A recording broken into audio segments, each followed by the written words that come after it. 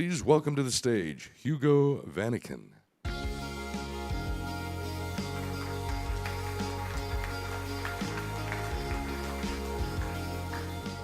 Good morning. It's my pleasure to be here. I am coming as chairman of the European Patient Safety Foundation, which is a multidisciplinary approach to support the safety and quality of care for patients in Europe. It is an independent organization which was just founded last June. It is multidisciplinary and it is European. We have already 2 campaigns. The first is Opus. What does it mean? Optimizing patients undergoing surgery. And the second is Saving Lives by Bystander CPR. Kids Save Lives. Anesthesia mortality is very low. It's about 1 of 250,000. However, from a recent study undergoing in Europe, 400 hospitals and 50,000 patients were involved, we found that for non-cardiac surgery by ASA 1, 2, and 3 patients, hospital mortality is 4%, which is quite high. And it was important to say that the highest mortality after surgery was on the normal ward. The more sicker patients were sent for 1 or 2 days, 1 or 2 nights on intensive care. And those patients had the lowest mortality. Also, we found that there was evidence for failure to rescue.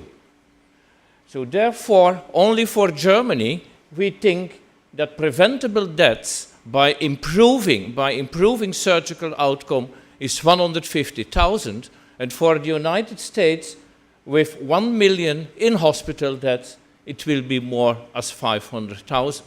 So what we will do is improving surgical outcome by implementation of bundles for pre-operative assessment, intraoperative management, endo-operative evaluation, and post-operative management.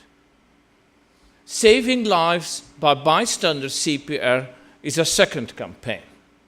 The incidence of sudden cardiac arrest in Europe is per 1,000 persons about per year 1.6, 1.8. However, the incidence of bystander CPR in the different European community countries is enormously.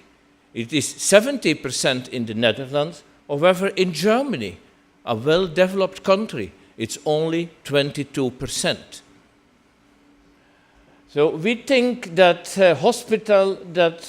raising this rate of bystander CPR will save 100,000 additional lives per year in Europe.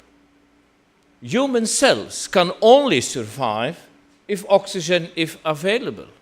The problem is the brain can survive only for 3 till 5 minutes, the heart 20 minutes.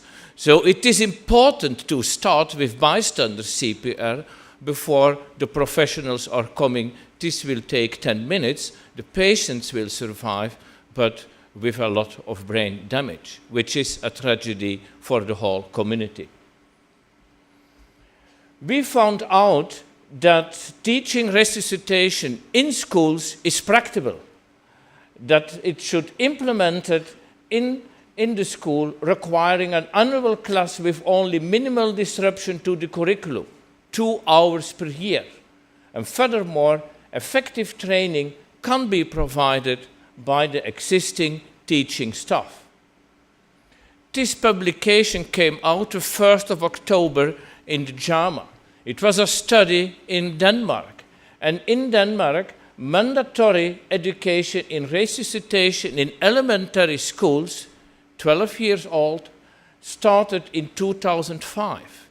And already 5 years later, it was quite clear that the number of the incidence of bystander CPR increased from about 25 till 50%.